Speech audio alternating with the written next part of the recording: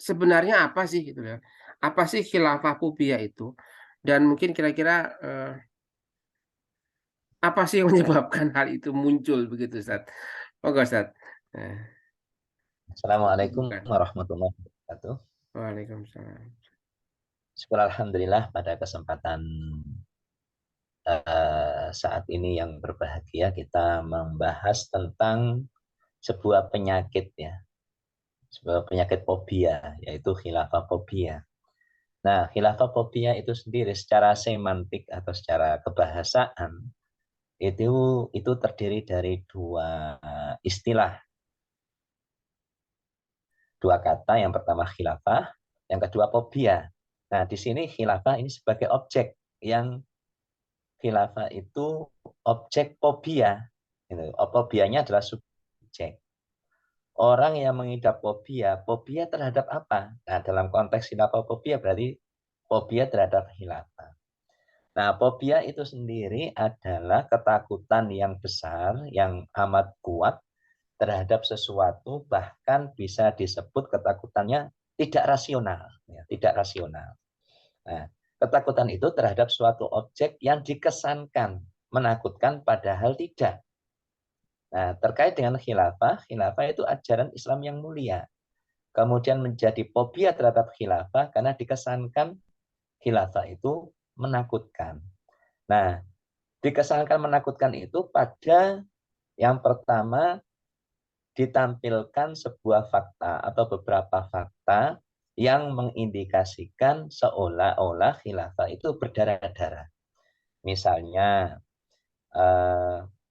wafatnya Khulafaur Rasyidin ya.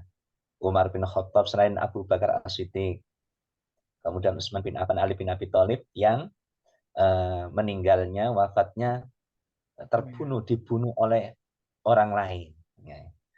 Kemudian pembantaian keluarga Umawi oleh Abbas al-Soffah ketika pergantian kekhilafan dari Umayyah ke Abbasiyah. Ini diambil momen-momen itu untuk mengesankan bahwa khilafah itu berdarah-darah. Atau kemudian sehingga yang terjadi itu diminta untuk menjauhi. Jadi obat dari khilafofobia diberikan itu menjauhi apa yang menjadi fobia. Berarti kalau khilafah, menjauhi khilafah.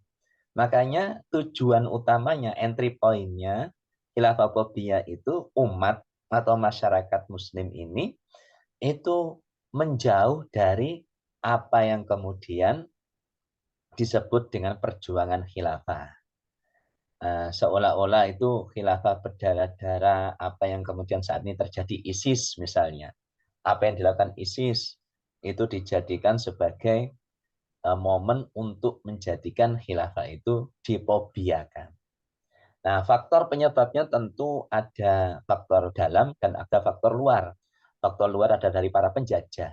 Jadi sejak zaman penjajahan Belanda di Indonesia, khususnya sekitar tahun 1873, itu khilafofobia dilancarkan oleh penjajah Belanda. Misalnya ketika ada orang Islam Indonesia yang pergi haji, nah itu disematkan oleh Belanda itu sebutan haji untuk mengidentifikasi orang-orang yang habis pergi haji. Karena orang-orang yang habis pergi haji itu semangat perlawanannya, jihadnya melawan penjajahan Belanda itu besar. Karena dapat energi keimanan ketika mendengar pidato khalifah pada saat wukuf di Arafah.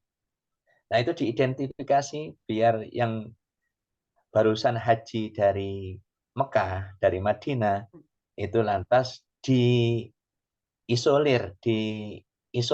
ya, dipisahkan dari masyarakatnya. Nah, bukan berarti sekarang sebutan haji terus lantas itu menunjukkan apa namanya fobia kepada Islam atau pada khilafah, bukan.